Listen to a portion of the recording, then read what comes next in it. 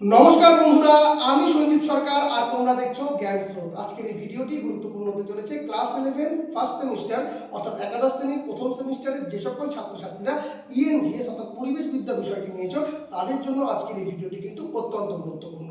আজকে তোমাদের কিন্তু পরিবেশ বিদ্যা বিষয়ের প্রথম অধ্যায়ের 1.2 ইউনিট নিয়ে আলোচনা করব। এই ইউনিটটিকে কিন্তু আমি কয়েকটি ভাগে ভাগ করে কিন্তু আলোচনা করব, কারণ ইউনিটটি কিন্তু যথেষ্ট বড়। অনেকটা তোমাদের 19 এর ভূগোলের অংশ কিন্তু এখানে তোমরা পাবে। এর আগে তোমাদের 1.1 ইউনিট সূচনা নিয়ে আমি আলোচনা করে দিয়েছি প্রথম অধ্যায়ের উপর ভিত্তি করে। যারা যারা এখনো ভিডিওটি দেখো নাই অবশ্যই দেখে নিও, উপকার কিন্তু অবশ্যই পাবে। আজকের এই ভিডিওটির প্রথম ভাগটায় তোমরা কিন্তু কিছুটা সময় নিয়ে আমার সঙ্গে থাকো। অবশ্যই এই ইউনিট থেকে আসা কিন্তু প্রত্যেকটা প্রশ্নের উত্তর তোমরা করে আসতে পারবে। তো আজকে আমরা আলোচনা করব হচ্ছে আমাদের প্রথম অধ্যায় যেটা রয়েছে মানুষ, পরিবেশ ও সুস্থায়িত্বের 1.2 ইউনিট, যার নাম পরিবেশের বিভিন্ন অবয়ব।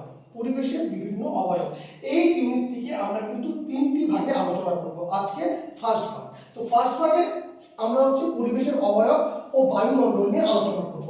তো পরিবেশের কয়টা অবয়ব বলতো? পরিবেশের 5টা অবয়ব। কয়টা অবয়ব? 5টা অবয়ব। কি কি?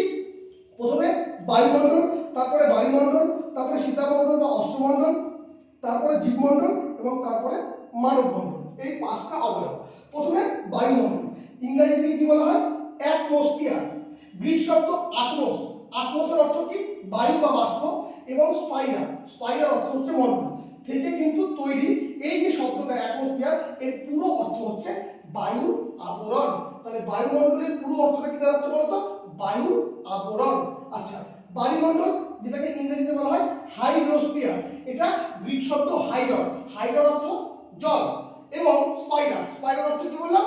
মণ্ডল থেকে তৈরি। এই শব্দটার কিন্তু পুরো অর্থ আসতেছে জলের আবরণ। এরপরে সীতামণ্ডল বা অশ্বমণ্ডল, এটাকে ইংরেজিতে বলা হয় লিথোস্ফিয়ার। গ্রিক শব্দ লিথোস, যার অর্থ কি? পাথর, এবং স্পাইরার, স্পাইরার অর্থ কি? মণ্ডল থেকে তৈরি। এই শব্দের পুরো অর্থ হচ্ছে পাথরের আবরণ। জীবমণ্ডল অর্থাৎ বায়োস্ফিয়ার, গ্রিক শব্দ বায়োস, এর অর্থ কি? জীবন, এবং স্পাইরার কি বললাম? মণ্ডল থেকে তৈরি। এই শব্দের পুরো অর্থ কি? জীবনের আবরণ। মানবমণ্ডল অ্যানথ্রোস্ফিয়ার, গ্রিক শব্দ অ্যানথ্রোপস অর্থাৎ মানুষ, এবং স্পাইরার কি বললাম? মণ্ডল থেকে তৈরি। এই শব্দের পুরো অর্থ কি? মানুষের তৈরি আবরণ। অর্থাৎ বায়ুমণ্ডল হচ্ছে বায়ুর আবরণ, বায়ুমণ্ডল হচ্ছে জলের আবরণ, সীতামণ্ডল বা অশ্বমণ্ডল হচ্ছে পাথরের আবরণ, জীবমণ্ডল হচ্ছে জীবনের আবরণ, এবং মানবমণ্ডল হচ্ছে মানুষের তৈরি আবরণ। এবং প্রত্যেকটা যে ইংরেজি শব্দগুলো আছে, বায়ুমণ্ডল অ্যাটমসফিয়ার, বায়ুমণ্ডল হাইড্রোস্ফিয়ার, সীতামণ্ডল বা অশ্বমণ্ডল লিথোস্ফিয়ার, জীবমণ্ডল বায়োস্ফিয়ার, মানবমণ্ডল অ্যানথ্রোস্ফিয়ার। বায়ুমণ্ডল অ্যাটমসফিয়ার, অ্যাটমসফিয়ার, মানবমণ্ডল অ্যানথ্রোস্ফিয়ার। এই পার্টটা ভালো করে দেখবে। এরপরে পরিবেশের উপাদান। বিভিন্ন বিজ্ঞানী পরিবেশকে কটি উপাদানে ভাগ করেছে? দুটি উপাদানে ভাগ করেছে। একটি কি? সজীব উপাদান, আর একটি কি? জড় উপাদান। সজীব উপাদানের উদাহরণ কি হতে পারে? উদ্ভিদ এবং প্রাণী। এবং জড় উপাদানের উদাহরণ কি হতে পারে? জল, মাটি, আলো। বোঝা গেল? এবার কি? ঋগ্বেদ সংহিতা আমাদের সবচেয়ে প্রাচীন ধর্মগ্রন্থ। এই ধর্মগ্রন্থে কিন্তু পৃথিবীকে মাতৃরূপে অর্থাৎ মায়ের মতো পূজা করার কথা বলা হয়েছে। কোথায় বলা হয়েছে? ঋগ্বেদ সংহিতায় বলা হয়েছে।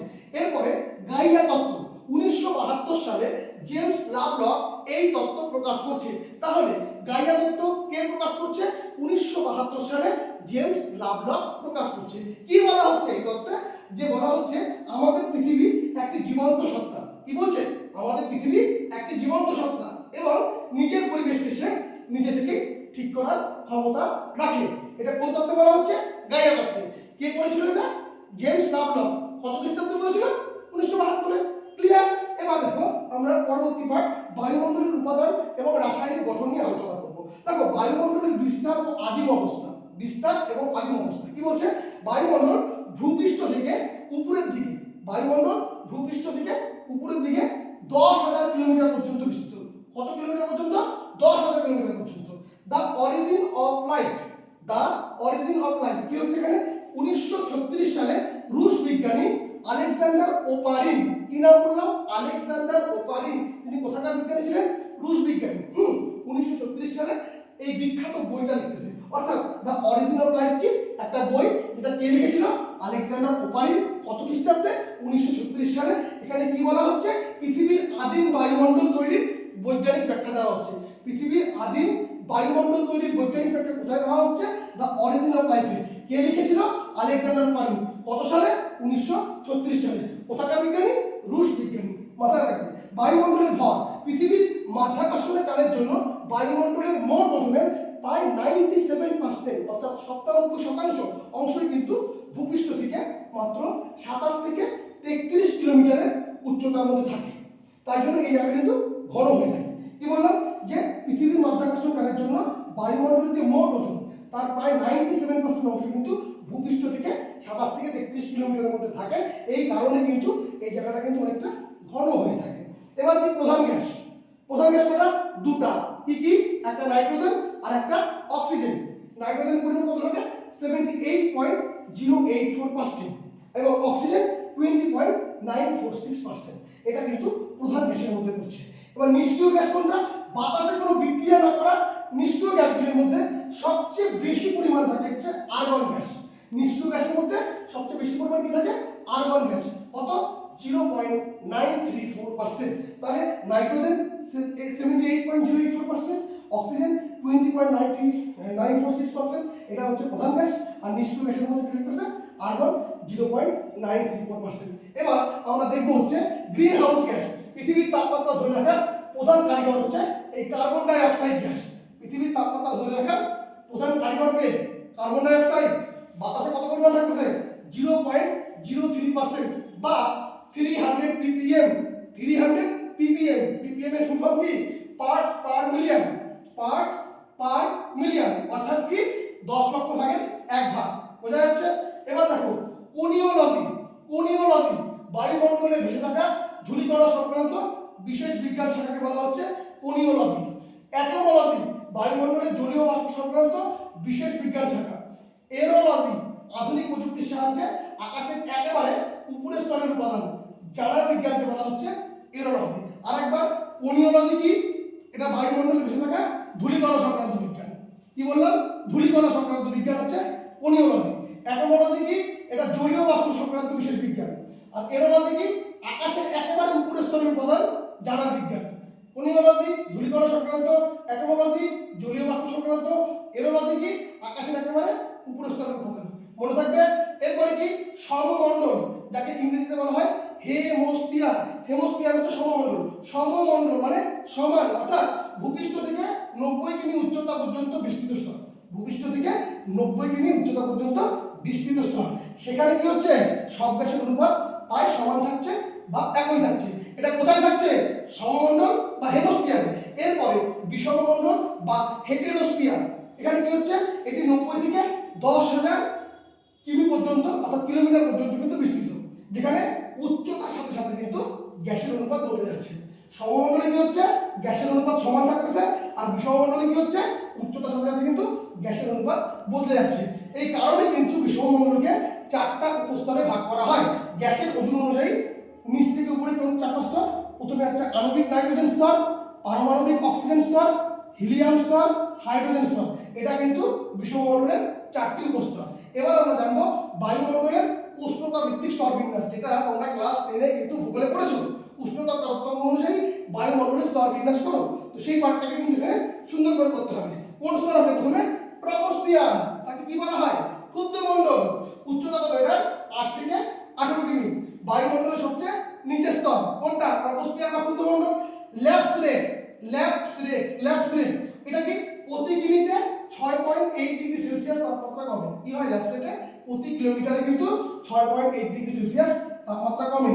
ট্রপোপজ ট্রপোস্ফিয়ারের ঠিক উপরে, যেখানে এসে তাপমাত্রা কমে যাওয়া বন্ধ হয়ে যায়। ট্রপোপজে তাপমাত্রা কত হচ্ছে? -56 ডিগ্রি সেলসিয়াস। স্ট্র্যাটোস্ফিয়ার বা শান্তমণ্ডল উচ্চতা কত? 50 কিমি পর্যন্ত উচ্চতা। এখানে কি? মেঘহীন জেট বিমান চলাচলের উপযোগী। জেট বিমান কোথায় চলে? স্ট্র্যাটোস্ফিয়ার বা শান্তমণ্ডল স্তরে চলে। মৌতিক মেঘ শীতকালে মরু অঞ্চলে দেখা যায়। মৌতিক মেঘ কোথায় দেখা যায়? শীতকালে মরু অঞ্চলে দেখা যায়। মৌতিক মেঘ কোথায় দেখা যায়? শীতকালে মরু অঞ্চলে দেখা যায়। স্ট্র্যাটোপজ কি হচ্ছে? স্ট্র্যাটোস্ফিয়ারের শেষ সীমানাকে বলা হয় স্ট্র্যাটোপজ। কোন থেকে? স্ট্র্যাটোস্ফিয়ারের শেষ সীমানাকে বলা হয়। তাপমাত্রা কত? 0 ডিগ্রি সেলসিয়াসে পৌঁছায়। এরপরে ওজোনোস্ফিয়ার বা ওজোন স্তর উচ্চতা কত? 20 থেকে 35 কিলোমিটার, একেবারে স্ট্র্যাটোস্ফিয়ারের ভেতরে থাকে কিন্তু। হ্যাঁ, কাজ কি? সূর্যের ইউভি অর্থাৎ আল্ট্রাভায়োলেট রশ্মি কিন্তু শোষণ করে। পরিমাপ কি? কি দিয়ে পরিমাপ করা হয়? ডপসন এককে পরিমাপ করা হয়। ডপসন এককে কিন্তু মাপ করা হয়। ওজোন হোল 1984 সালে ডক্টর জে.সি. ফারম্যান কিন্তু এটা আবিষ্কার করছে। এরপরে মেসোস্ফিয়ার উচ্চতা কত? 80 কিমি পর্যন্ত। সবচেয়ে শীতলতম স্তর এটা -100 ডিগ্রি সেলসিয়াস। উল্কাপাত বায়ুর ঘর্ষণে কিন্তু পুড়ে ছাই হয়ে যায়। কি হয়? বায়ুর ঘর্ষণে পুড়ে ছাই হয়ে যায়। নৈশদ্যুতি মেঘ গ্রীষ্মকালে মেরু অঞ্চলে দেখা যায়। দুটো জিনিস মাথায় রাখবে, একটা মৌতিক মেঘ এটা কিন্তু শীতকালে মেরু অঞ্চলে দেখা যায়, আর নৈশদ্যুতি মেঘ গ্রীষ্মকালে মেরু অঞ্চলে দেখা যায়। বোঝা যাচ্ছে? থার্মোস্ফিয়ার বা আয়োনোস্ফিয়ার উচ্চতা কত? 80 ডিগ্রি থেকে 500 কিলোমিটারের মধ্যে। তাপমাত্রা 1200 ডিগ্রি সেলসিয়াস। গ্যাস আধানযুক্ত।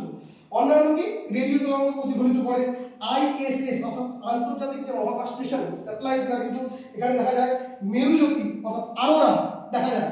এই পার্টটা কিন্তু খুব গুরুত্বপূর্ণ। থার্মোস্ফিয়ারে রেডিও তরঙ্গ প্রতিফলিত হয়, আন্তর্জাতিক মহাকাশ স্টেশন স্যাটেলাইটগুলো দেখা যায়, মেরুজ্যোতি আরোরা দেখা যায়। বোঝা যাচ্ছে? এবার এক্সোস্ফিয়ার উচ্চতা কত? 750 কিমি পর্যন্ত। এখানে কি? হালকা হাইড্রোজেন ও হিলিয়াম থাকে। কি থাকে? হাইড্রোজেন ও হিলিয়াম থাকে। তাপমাত্রা 1600 থেকে 2000 ডিগ্রি সেলসিয়াস। এরপরে ম্যাগনেটোস্ফিয়ার এর উচ্চতা কত? 10,000 কিমি পর্যন্ত। পৃথিবীর নিজস্ব চুম্বক ক্ষেত্র। বোঝা যাচ্ছে? ম্যাগনেটোস্ফিয়ার। আর এখানে একটা দেখবা ভ্যান অ্যালেন বলয়, সূর্য থেকে আসা ইলেকট্রন ও প্রোটন কণা এখানে জমা হয়। তাহলে ভ্যান অ্যালেন বলয় কোনটা?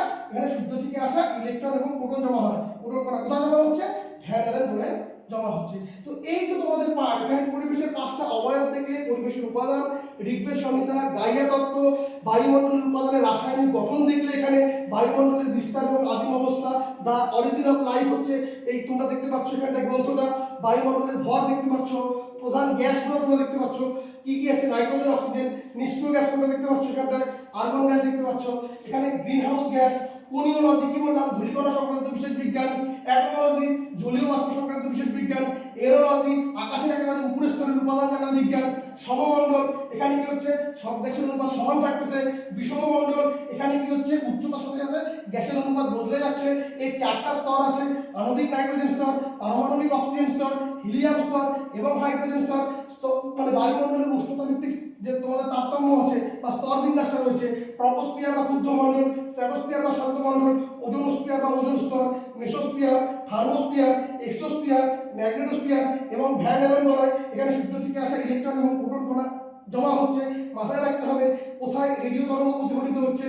আন্তর্জাতিক মহাকাশ স্টেশন। মেরুজ্যোতি আরোরা দেখা যাচ্ছে কোথায়? থার্মোস্ফিয়ারে। নৈশদ্যুতি মেঘ কি? গ্রীষ্মকালে মেরু অঞ্চলে দেখা যাচ্ছে। মৌতিক মেঘ কোনটা? যেটা হচ্ছে আমরা দেখতে পাবো কোথায়? শীতকালে মেরু অঞ্চলে। তো এই পার্টগুলো ট্রপোপজ কি, স্ট্র্যাটোপজ কি, কত ডিগ্রি সেলসিয়াস উচ্চতা, প্রতি কিমিতে 6.8 ডিগ্রি সেলসিয়াস তাপমাত্রা কোথায় কমে? ট্রপোস্ফিয়ারে। ট্রপোস্ফিয়ারকে ক্ষুদ্রমণ্ডল বলা হয়, স্ট্র্যাটোস্ফিয়ারকে শান্তমণ্ডল বলা হয়। তো এই পার্টগুলো তোমাদের কিন্তু করতে হবে 1.2 পরিবেশের বিভিন্ন অবয়বের ভিতরে। তার প্রথম ভাগ তোমরা আজকে কিন্তু জানলে, এরপরে কিন্তু সেকেন্ড এবং থার্ড ভাগ তোমাদের সামনে আসবে। ভিডিওটি কেমন লাগলো, তোমাদের উপকারে লাগলো কিনা অবশ্যই কমেন্ট করে জানাবে। ভিডিওটি তোমরা ফেসবুক বা ইনস্টাগ্রাম প্ল্যাটফর্মে যদি দেখে থাকো অবশ্যই পেজটাকে কিন্তু লাইক করে দিবে। তোমাদের আর কি কি বিষয়ের প্রয়োজন রয়েছে, কোন কোন বিষয় বুঝিয়ে দিলে বা কোন কোন বিষয় থেকে নোটস প্রোভাইড করলে তোমাদের সুবিধা হবে অবশ্যই কমেন্ট করে জানাবে। যারা যারা অনলাইন বা অফলাইনে টিউশন করতে চাও বা আমার কাছ থেকে পেড নোটস নিতে চাও তারা অবশ্যই যোগাযোগ করতে পারো 7384384758 নম্বরে। তো আজকের মধ্যে এখানেই দেখা হবে তোমাদের সঙ্গে পরবর্তী ভিডিওতে। Tata, bye bye.